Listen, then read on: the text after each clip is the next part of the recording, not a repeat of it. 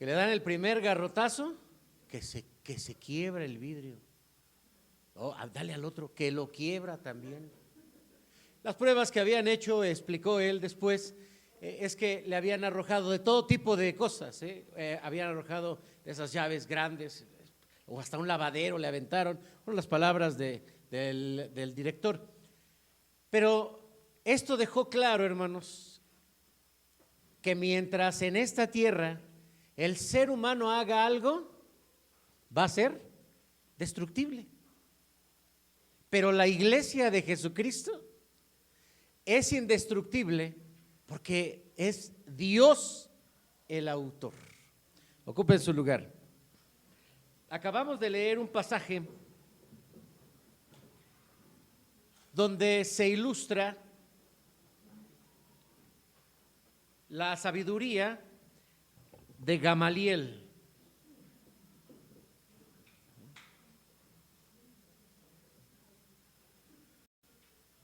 En el capítulo 5. Y entonces en el versículo 36 dice así: antes de estos días se levantó Teudas, diciendo que era alguien. Se le unió un número como de 400 hombres, pero fue muerto, y todos los que le obedecían fueron dispersados y reducidos a nada. Después de Teudas, se levantó Judas el Galileo en los días del censo y llevó en pos de sí mucho pueblo. Pereció también él, y todos los que le obedecieron fueron dispersados.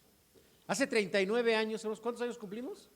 39. Hace 39 años comenzó el proyecto Nueva Vida, pero más antes en el corazón de Dios, porque este es un proyecto de Dios.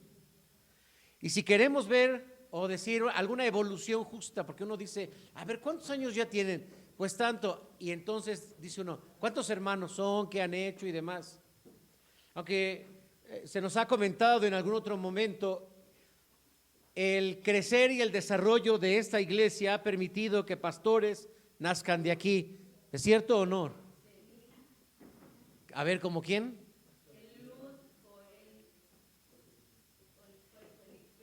Y otros que llevaron al hermano Zabaleta, Carlos, servidores del Señor. Hermanos, también de aquí han salido músicos: Abigail, Jessica, Tonancín. También de aquí han salido misioneros. ¿Quién? Hermano Asael. ¿Quién más? Pues Tonancín es misionera en este momento. Han salido aquí hermanos profesionistas. Se le ha dado un servicio a la comunidad. Se han resuelto problemas, muchos problemas con los que llegamos al Evangelio, y encontramos que Nueva Vida tiene continuidad, porque es una obra del Señor. Una iglesia, hermanos, que no produce discípulos, una iglesia que no produce pastores, que no despierta el corazón de los creyentes con amor hacia el perdido, no es una iglesia productiva. Y así hay muchas. En este relato, hermanos, encontramos que después de la crucifixión de nuestro Señor Jesucristo, el Evangelio se comienza a desarrollar bajo un ambiente de persecución, de rechazo, de amenaza y de muerte. Así que toman a dos apóstoles, a Jacobo, a Juan, y el Señor hace una liberación milagrosa, pero ellos siguen predicando el Evangelio. Después de que los llaman, ¿qué haremos con estos hombres? Gamaliel, un hombre muy sabio, muy inteligente, también muy reconocido en la sociedad. Incluso dice el apóstol Pablo que él estuvo capacitándose con Gamaliel. Incluso dice el gran Gamaliel. Dentro de esa grandeza, a su sabiduría, le dijo a los líderes: a ver, vamos a dejar que esto lo arregle el tiempo. Miren, muy sencillo. Si esto que han iniciado es de Dios, va a permanecer. Si no es de Dios, se va a acabar.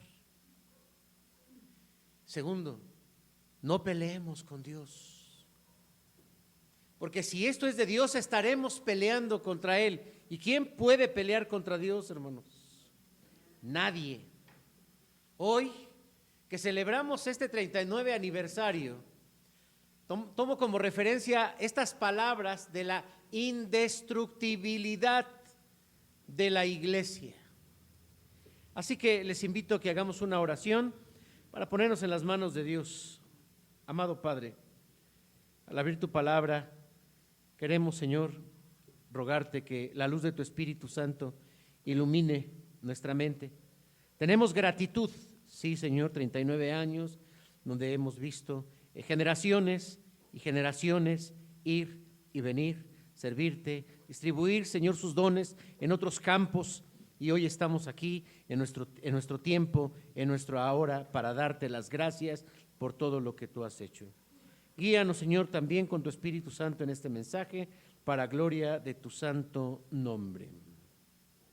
Amén. En primer lugar, hermanos, ¿por qué es indestructible la iglesia? Hay muchas razones, pero he elegido, hermanos, 3 contenidas en este pasaje que nos dan la seguridad de que estamos en el camino que es la verdad y la vida, nuestro Señor Jesucristo. Primero, hermanos, porque fue fundada por Jesús y no por los hombres. Claro, es una referencia muy inmediata, pero tiene un gran contenido. Versículos 38 y 39, les pido por favor que lo lean juntos. Versículos 38 y 39. ¿Cómo dice?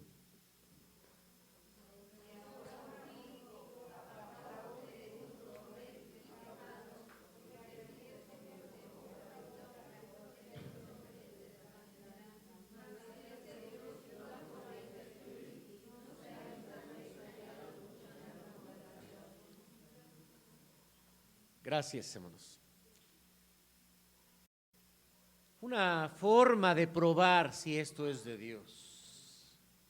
Las pruebas.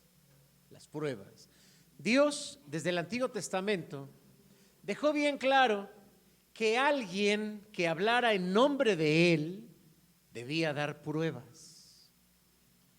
Así leemos, hermanos, en Deuteronomio 18:22, si el profeta hablar en nombre de Jehová, pero no se cumple lo que él dijere, ni aconteciere, es palabra que Jehová no ha hablado. Con presunción habló el tal profeta, no tengas temor de él. Entonces un profeta, porque es fácil decir algo o profetizar o etcétera, si no se cumple, es falso. Además, hermanos, ¿qué se le hacía a los profetas falsos? Debían de morir lapidados, efectivamente. El Señor Jesucristo, muchas gracias, hermano. Hoy es un tecito, hermanos, porque es aniversario. Es que al ratito va a haber café.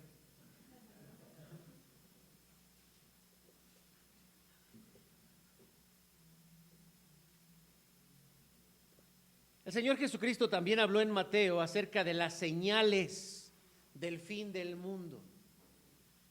Hay muchos que van señalando que el fin del mundo se acerca y ha habido momentos en la historia donde ante los acontecimientos uno dice el fin del mundo ya llegó.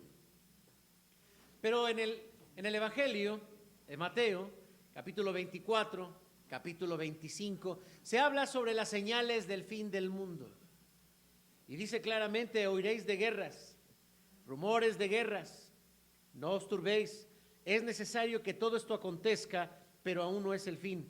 Se levantará nación contra nación, reino contra reino, y habrá pestes, hambres, terremotos en diferentes lugares. Esto será principio de dolores. Hay señales. Dios siempre nos ha pedido que estemos al tanto de las señales.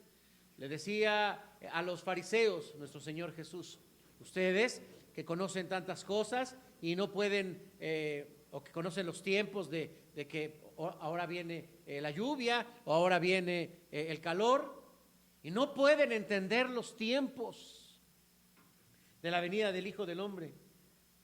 También para nosotros hay señales, A ver, esos que se dicen cristianos: y estas señales acompañarán a los que creen. En mi nombre echarán fuera demonios, hablarán nuevas lenguas, quitarán serpientes y beberán cosas mortíferas, no les hará daño. Sobre los enfermos pondrán sus manos. Con ganas, hermano, así como dicen: no, hermano, ese currículum no lo cubro. Bueno, esto dice el Señor Jesucristo en Marcos 16:15. Son señales que pueden describir a un creyente. Pero bueno, no se preocupen si alguno de ustedes no habla en lenguas, si alguno de ustedes no reprende demonios. La mayor marca de un hijo de Dios es el amor. En esto conocerán, en esto se mostrará que son mis discípulos, en que se aman los unos a los otros. ¿Cuánto amor hay aquí, hermanos? Como que un poquito de este lado. A ver, ¿cuánto amor hay aquí, hermanos, entre nosotros? No, todavía no. Voy a retomar. Mire, está con nosotros mi hermano Jaime, su esposa, nuestra hermana Araceli. ¿Ya los conocían? Algunos sí los conocían. Muy bien, hermanos, bienvenidos. Pero voy a retomar una de esos mecanismos de predicación y a verlos de este lado. ¿Cuánto amor hay en esta fila, hermanos? Ay, ay, ay. A ver, hermanos, ya escucharon, ¿cuánto amor hay acá? ¿Y acá? Este ya es estilo de Ricardo Chávez, ¿Y acá? Empate, hermanos, sí se aman, se aman. Es la característica más grande. Pero también hay que distinguir a los predicadores, dijo el apóstol Pablo. Dice Juan: amados, no creáis a todo espíritu, sino probad los espíritus si son de Dios, porque muchos falsos profetas son salidos en el mundo. En esto conoced el Espíritu de Dios. Todo espíritu que confiesa, y cuando habla de todo espíritu, no es que veamos a la gente endemoniada y le preguntemos: a ver, ¿qué confiesas? No, es del profeta. Es el espíritu de la palabra, pues. El espíritu que confiese que Jesucristo es venido en carne es de Dios, y todo espíritu que no confiese que Jesucristo es venido en carne no es de Dios. Y este es el espíritu del anticristo, del cual vosotros habéis oído, ha de venir y ahora ya está en el mundo. Sí, hermanos, hay pruebas para describir si algo es o no es. Imagínate, ya te vas a casar y entonces dices: bueno, no necesito la prueba del amor, pero necesito pruebas de que realmente o amo a esta persona o me ama a mí. Necesitamos pruebas, porque las pruebas dan evidencia de lo que es original y de lo que no es. Nuestro Señor Jesucristo también dijo en Mateo 16:18, se lo dijo a Pedro: y yo también te digo que tú eres Pedro, y sobre esta roca edificaré a mi iglesia, y las puertas del Hades no prevalecerán contra él. No solamente Jesús es el que funda la iglesia, Él es la piedra angular. La iglesia a lo largo de la historia ha recibido embates con la intención de destruirla. Herodes, Pilatos, el pueblo judío pensaron que al morir Jesús en la cruz, ese movimiento se iba a acabar. Pero no se acabó. Comenzaron a perseguir a la iglesia, tuvieron miedo de Pablo, y hablo de los gobiernos porque decían, va Pablo, esto va creciendo mucho, vamos a matar a Pablo, vamos a matar a Pablo. Y uno dijo, yo voy a ayunar y no voy a comer hasta que Pablo no esté muerto. No creo que se haya muerto de hambre, pero en algún momento tuvo que, o si tenía mucha dignidad, bueno, tenía carácter tal vez. El evangelio sigue. Durante el siglo segundo, tercero y cuarto, 10 persecuciones imperiales, 10 emperadores acérrimos, como lo demuestra la historia, intentaron acabar con el cristianismo. Pero estas eran las frases, por ejemplo, de Marco Aurelio, uno de los grandes hombres filósofos, estoicos, moralistas, y que protagoniza la película de Gladiador. ¿Se acuerdan de la película de Gladiador? ¿Se acuerdan de ese viejito que ya no puedo? Y ese es Marco Aurelio. Pero en la historia tiene un hombre muy sobresaliente porque es un gran filósofo. Él decía, parece que entre más cristianos mueren, más aparecen. No pudieron las persecuciones imperiales acabar con la iglesia, la muerte de los cristianos devorados por las fieras en la Coliseo, quemados como antorchas humanas para iluminar las calles de Roma bajo el imperio de Nerón. No pudieron acabar con la iglesia porque no es de los hombres, es de Dios. El racionalismo, un pensamiento filosófico de esta sociedad, no ha podido explicar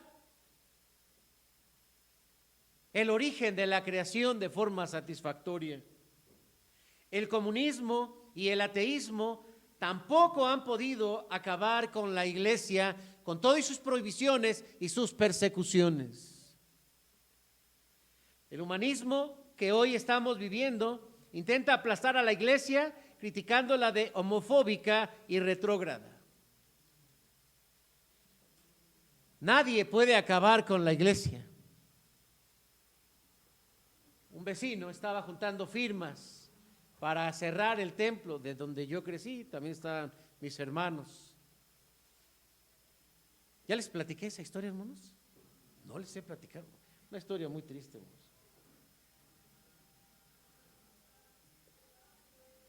Pero yo me dije hoy,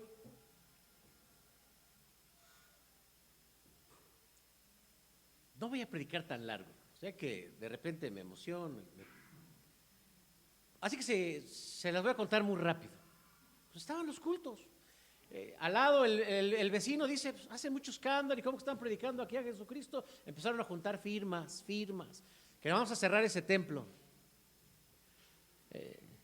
Se llamó, bueno, no se llamó, sino que llegó el pastor Mata, en aquel entonces el pastor Mata, uno de sus hijos fue el pastor pionero aquí con ustedes, en Nueva Vida, y comenzamos a orar. Bueno, yo estaba ahí, estaba muy chico, y hermanos, en la semana se murió el señor vecino que andaba juntando firmas. No les voy a mentir, la oración fue con esa intención. El pastor dijo, Señor, llévate a este perro que nos estorba. Pues se murió en la semana, hermanos. Miren, esto sirvió de testimonio, y más que ponernos tristes ese día, la iglesia se puso contenta porque dijimos, no hay nadie que pueda detener la obra de Dios.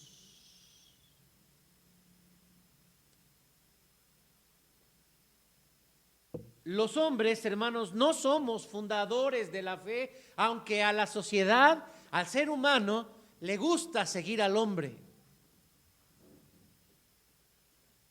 Teudas y Judas el Galileo solo nos recuerdan que en esta historia hay gente que sobresale, son gente de admirar, por supuesto. O sea, ¿quién junta 400 personas para seguirlo? O sea, ya ni siquiera nos vemos aquí, nos vemos el domingo, y pues uno dice, ¿por qué no llegan? ¿no? 400 personas lo seguían. A Jesús también lo seguían, hermanos, pero porque Jesús también les daba de comer. Cuando les dijo, se acabó la despensa, ya no va a haber nada, ¿qué hicieron? Ya lo dejaron. 400 hombres. Y luego Judas el Galileo, personas que seguramente tienen ideales. Gandhi, hermanos, en nuestra historia contemporánea, ha sido una figura de personas que le siguen porque comparten la idea de paz en el mundo, la idea de justicia en el mundo, como muchos seguimos a los hombres, a los líderes, a los políticos o a los presidentes. Pero una vez que estas personas mueren, esto se acaba.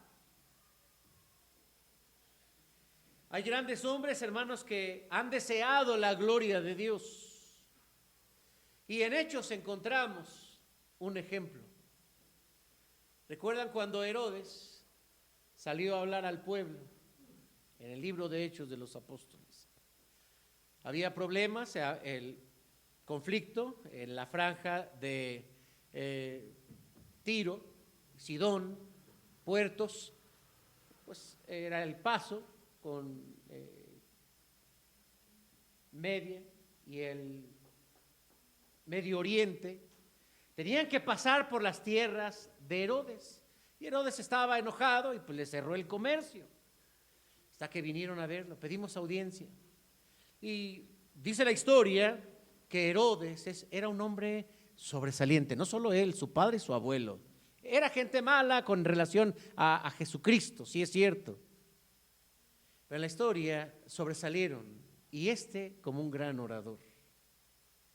Los oradores de nuestros tiempos modernos, se dice que son muy pequeños a los oradores clásicos del pasado. Y entonces él se viste de ropas plateadas, dice Josefo, uno de los historiadores judíos de su tiempo, les habla tan bonito que la gente comienza a aplaudir y dicen, este hombre no es un hombre, este es un Dios. ¿Le gustó? Le gustó, le gustó. Así que dice claramente Lucas que por no dar la gloria a Dios, en ese momento fue herido y murió comido por gusanos. Los hombres no somos sostenedores de la fe del ser humano. Claro, también hay hombres dignos de ser imitados. Pablo dice, imítenme, yo soy imitador de Cristo. Y sin duda que también en la historia de la vida de la iglesia ha habido personas que son dignas de ser imitadas. Misioneros, predicadores, evangelistas, maestros. Lo peor de todo, hermanos, es que aquella persona que pone su fe en los hombres, maldito el hombre que confía en el hombre. Muchos han puesto su fe en el hombre y terminan decepcionados. Muchos ya no quieren ir a la iglesia porque confiaron más en sus padres. Bueno, yo no voy porque mis padres, pues también ellos me hablaban tanto de Dios y míralos ahora, ya ni van a la iglesia, ya yo menos. Pusieron sus ojos en los hombres. Por eso nosotros como padres hemos de decirle a los hijos, mira a Jesucristo.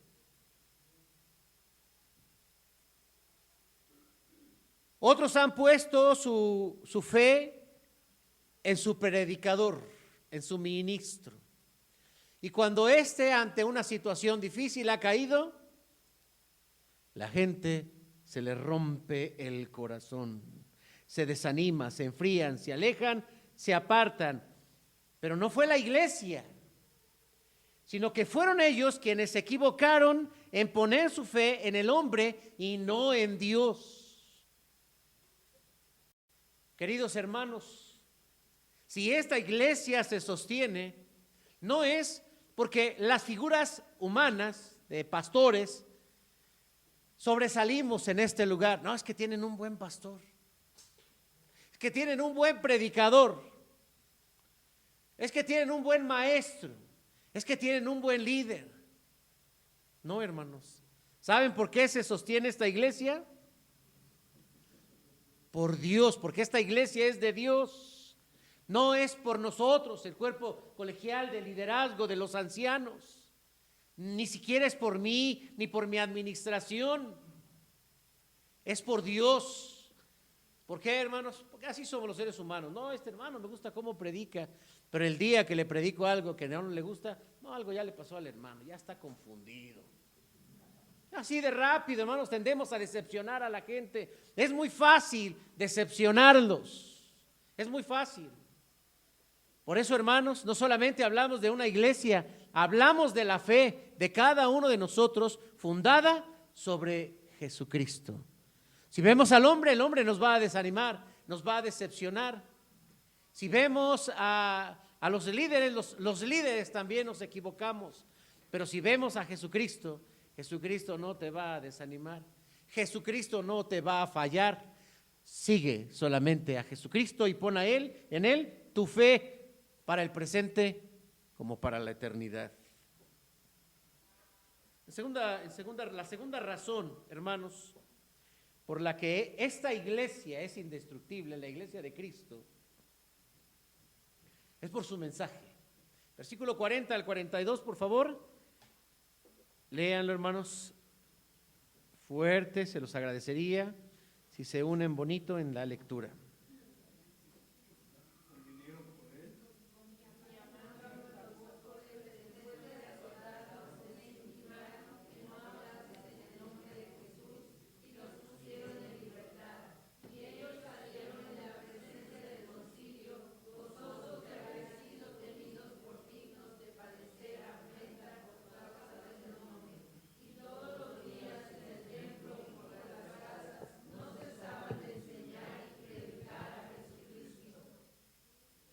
No cesaban de enseñar y predicar a Jesucristo. El mensaje del Evangelio. ¿Qué es el Evangelio? Una palabra muy común, a veces extraordinaria en la jerga de la iglesia. Palabra fiel y digna de ser recibida por todos, que Cristo Jesús vino al mundo a salvar a los pecadores, de los cuales yo soy el primero. El mensaje de la salvación del hombre es la mejor noticia. Si no la comprendemos, no la vamos a compartir. La salvación en el concepto del Evangelio del Nuevo Testamento es más amplio de lo que nos imaginamos. Nosotros nos conformamos a veces por sumar números, salir a la calle, predicarle a alguien los 5 pasos para llegar al cielo, o las 4 leyes espirituales, o cualquier técnica o estrategia que lleve a la persona a aceptar a Jesucristo en su corazón, que haga la oración del pecador, anotamos su nombre y lo vamos a visitar y decimos, pues ya llevamos uno. El mensaje, hermanos, en el contexto del Nuevo Testamento, es un mensaje para el pasado, por la remisión de los pecados, es un mensaje para el presente, por la santificación, y es un mensaje para el futuro, la vida eterna. Y es un mensaje motivado por la misericordia, porque de tal manera amó Dios al mundo, que ha dado a su Hijo unigénito, para que todo aquel que en Él cree no se pierda, mas tenga la vida eterna. Ese de tal manera, ese amor tan grande, se llama misericordia. Y para definir conceptos, misericordia y gracia van juntos. La misericordia es el dolor que se experimenta ante el dolor del otro. Podríamos llamar que hoy en día existe el término empatía. No, empatía es otra cosa. Estamos hablando de lo que se siente acá adentro. La misericordia, pero la gracia es hacer algo en favor de la persona necesitada. ¿Me explico? El mensaje que nosotros predicamos tiene de fondo la misericordia de Dios. Y es una misericordia que Jesús la demostró ante todas las personas que sufren. La iglesia no solamente está llamada a que salga a las calles y predique el evangelio.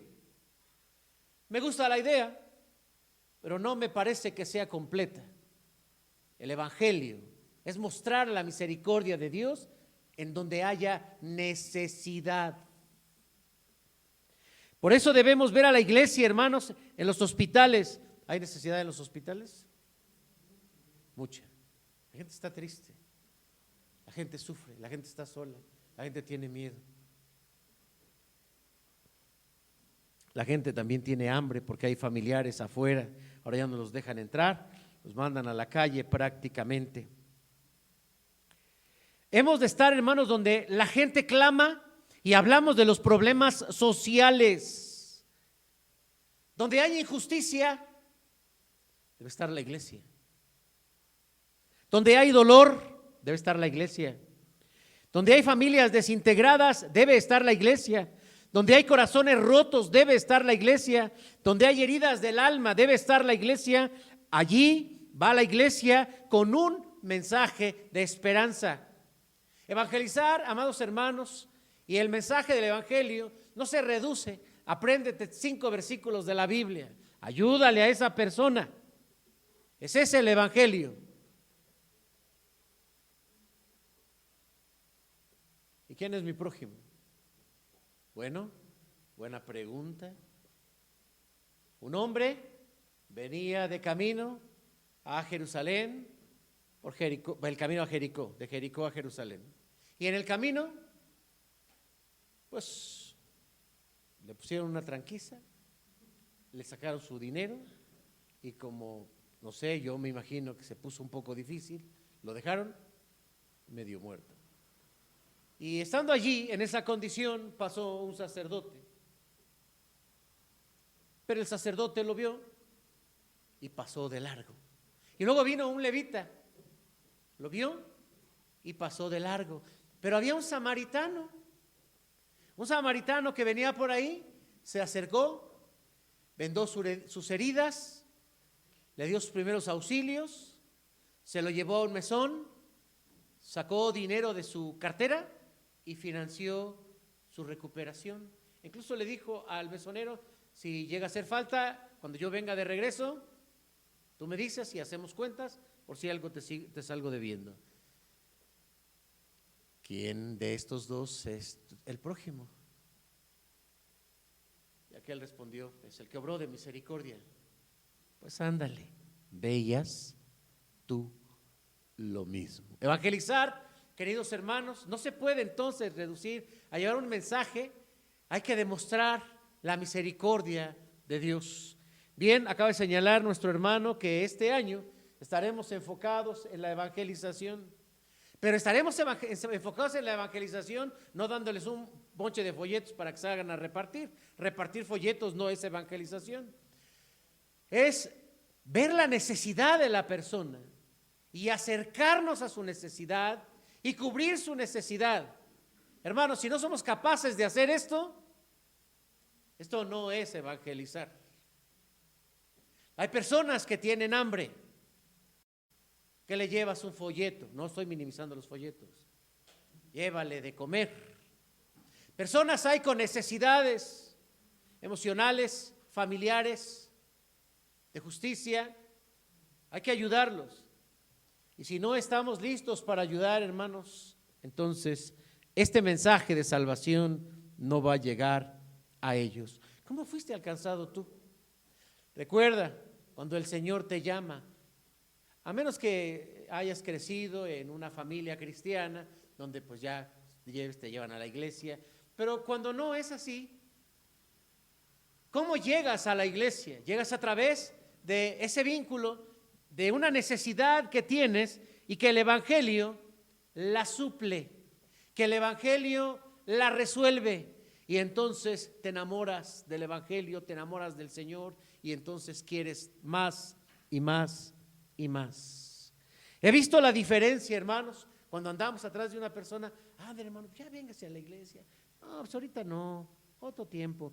A una persona que dobla sus rodillas y dice: Señor, gracias por tu misericordia en mi vida.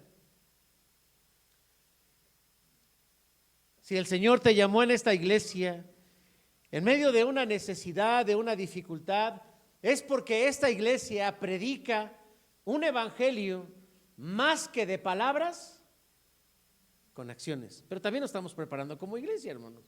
Estábamos formando un grupo de consejería para recibir a las personas en sus necesidades y darles atención. Esto es el evangelio.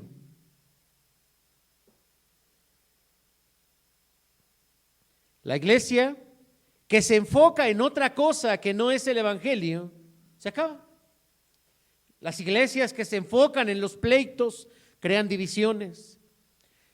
Aquellos que se enfocan en el comportamiento moral de sus miembros se hacen moralistas. También están los herejes, los fundamentalistas. Las iglesias clubes, que se llevan muy bien, buena onda todos, se ponen una misma camiseta y cantan un himno así muy local y son clubes. La marca de la iglesia, hermanos, no es el pececito. ¿Han visto ese pececito de Ichthus? Son palabras en griego, es un acróstico de Jesucristo, Hijo de Dios Salvador. Son en griego. Jesús Christos, Theos, Huios, Sóteros. Jesucristo, Hijo de Dios Salvador. ¿Verdad? Sí, le sé tantito.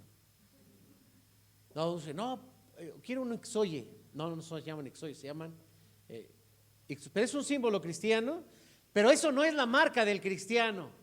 Entonces uno dice: mira, ese ha de ser cristiano. Pues a lo mejor el carro igual y sí, ¿no? Ya lleva su pececito. Tampoco es el título allá afuera, hermanos, de Iglesia Nacional Presbiteriana Nueva Vida. Esa no es. Tampoco es si tienen los símbolos como la bandera o el escudo. No. La marca, hermanos, de la iglesia es la predicación del evangelio. Calvino dijo: la iglesia verdadera es aquella que predica la palabra de Dios. Lutero decía: en mí ardía la necesidad de hablar de la palabra de Dios. La reforma protestante de la que hoy somos parte, hermanos, tiene como base la verdad del evangelio. Así alumbre vuestra luz, que se vea que sus obras están basadas en el evangelio, y entonces los hombres alabarán a vuestro Padre que está en los cielos. Y es tan importante, hermanos, este mensaje que Jesús, antes de ir al cielo, dijo: pero recibiréis poder cuando haya venido sobre vosotros el Espíritu Santo, y me seréis testigos en Jerusalén, en Judea, en Samaria y hasta lo último de la tierra. Y si no lo hacemos, dijo el Señor Jesucristo: si estos callan, si tú estás callando, ¿te gustaría que te sustituya una piedra? ¿Te gustaría? ¿No sería agradable que nos sustituya, que haga por nosotros? Imagínense un trabajador, ¿no? Ustedes quieren toda esta revolución industrial, de pronto pues ya no va a haber trabajo, ahora tu trabajo lo va a hacer una máquina. ¿Qué se siente uno? No, ya uno no le puede decir: te veo a la salida. Hermanos, no debemos ser relevados absolutamente por nada. Es un privilegio hablar de Jesucristo, hablar del evangelio. Bueno, pero yo no sé mucho de eso. Solo ve y cuenta cuán grandes cosas ha hecho el Señor por ti. Pero a lo mejor por mí no ha hecho nada. Bueno, entonces revisa tu comunión con Dios. Esta iglesia, hermanos, debe distinguirse por la evangelización y por la misericordia. Esta es la marca de nuestra iglesia. Y en tercer lugar, hermanos, y en último lugar, la tercera razón es porque además esta iglesia, hermanos, es sostenida y protegida todo el tiempo. Vamos a ver qué dice el versículo 39.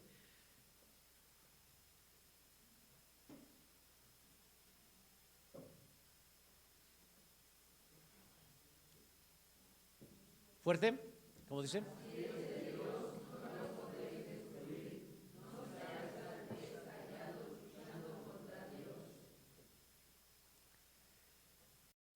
Quien enfrenta a la iglesia, enfrenta a Dios. Jesús dijo, Lucas 10:16, el que los escucha a ustedes, a mí me escucha. El que los rechaza a ustedes, a mí me rechaza. Y el que me rechaza, a mí, rechaza al que me envió. ¿Puede el hombre pelear contra Dios? Dijo Gamaliel, no sea que seáis hallados peleando contra Dios. Jesús dijo, el que conmigo no está, está contra mí. Y el que conmigo no junta, desparrama. Y dice el dicho que poco ayuda el que no estorba. Dice el dicho de aquí, hermano, ¿qué texto dijo, hermano? Eso no está en la Biblia. ¿Cuáles son los enemigos de la iglesia? ¿Cuáles son los enemigos de la iglesia? A ver, venga, hermanos.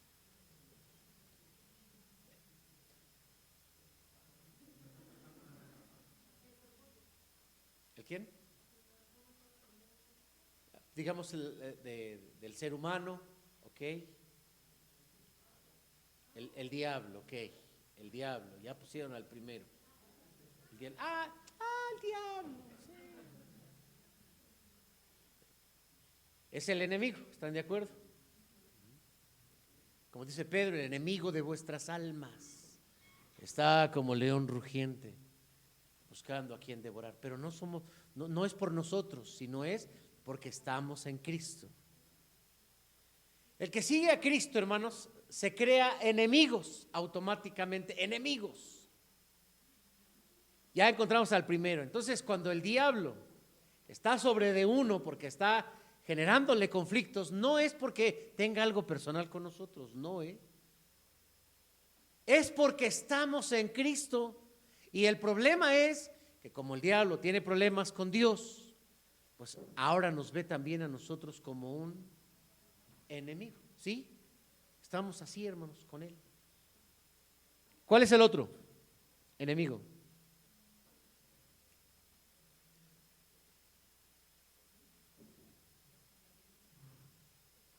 El mundo. Jesús dijo, no améis al mundo.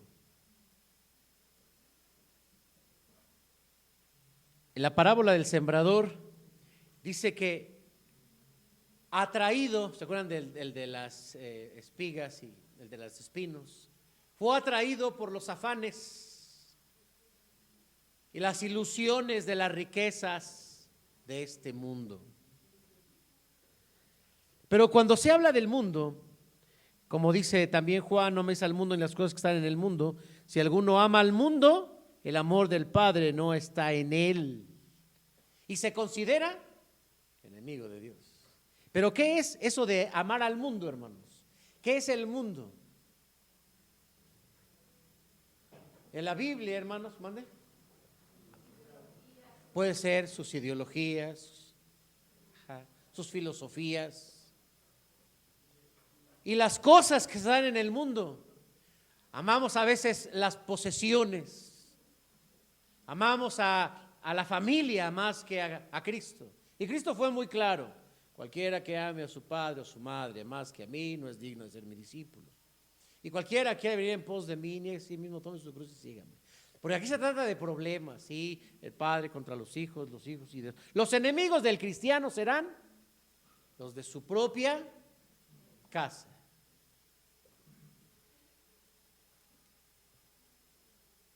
Pero el tercer enemigo, hermanos, es la carne, que ahora sí, lo que decías, que hace que el corazón orgulloso. Y manifiestas son las obras de la carne, describe el apóstol Pablo a los Gálatas. Formas y formas en que se manifiesta la carne.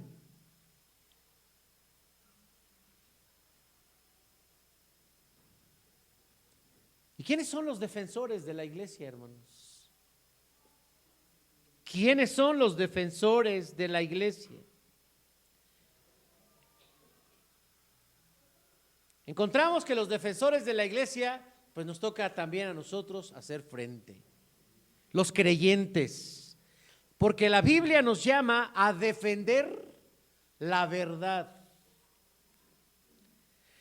Los cristianos somos defensores del... ¿Y cómo lo hacemos, hermanos? ¿Cómo lo hacemos? ¿Cómo defendemos el evangelio? ¿Cómo lo hacemos? Cuando usamos la palabra para combatir la mentira. ¿De qué otra forma?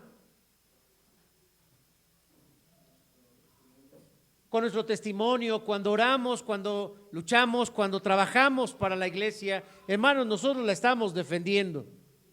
Cuando participamos, hoy estamos en un aniversario, hoy habrá recepción de miembros también, gracias a Dios.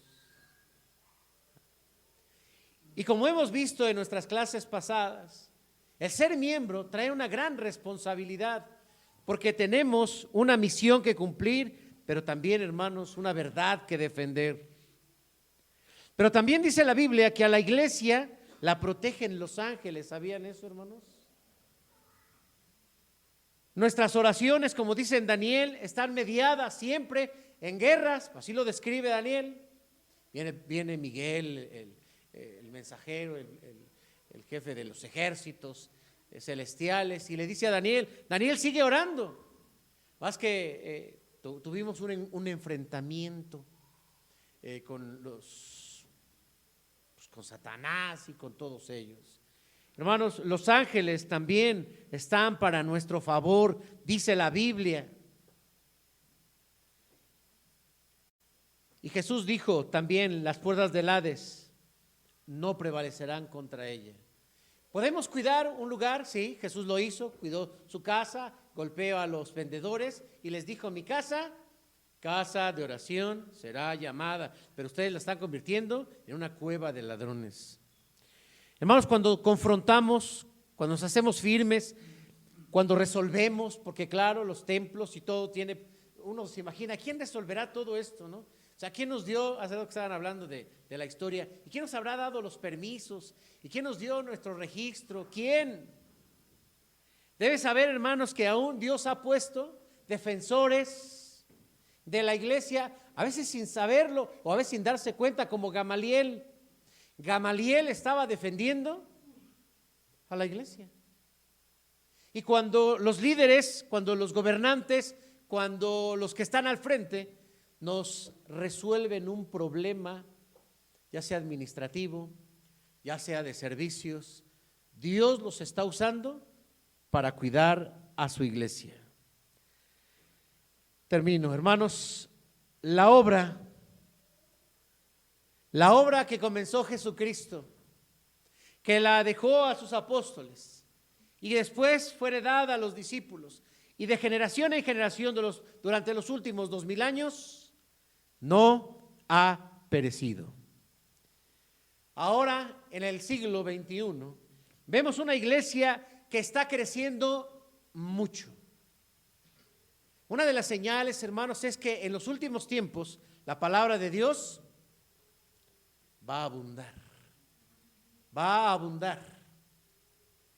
Y esto nos recuerda, hermanos, que estamos en un tiempo y en un momento de la historia, y también vamos a pasar, pero esta iglesia no se va a acabar. Hay hermanos que dicen, no, si yo me muero, ¿qué va a pasar con esta iglesia? Yo les digo, tú muérete tranquilo, no va a pasar nada. ¿qué va a pasar de esta iglesia? Si yo me voy de esta iglesia, se cae. Si yo dejo de diezmar, esta iglesia ya no va a tener. No, hermanos. Gracias a Dios porque tú no sostienes a la iglesia. Gracias a Dios porque no soy yo el que sostiene a la iglesia. Gracias a Dios porque el que sostiene esta iglesia es Jesucristo. A Él sea la gloria, el poder, por todos los siglos de los siglos. Amén.